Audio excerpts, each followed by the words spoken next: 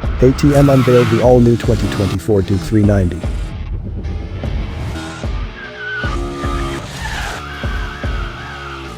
With revised bodywork and styling, new headlight unit, an updated 5-inch TFT display with Bluetooth connectivity, 3 ride modes and launch control.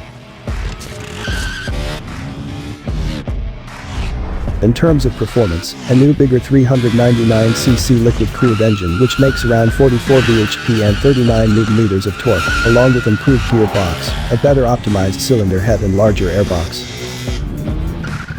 For suspension, new 43mm WP Apex front forks with adjustable compression and rebound, a monoshock with 5-step rebound and preload adjustability.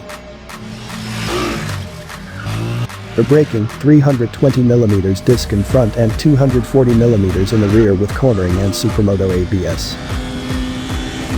The bike has a seat height of 820mm, which can also be reduced to 800mm, and a dry weight of 165 kg.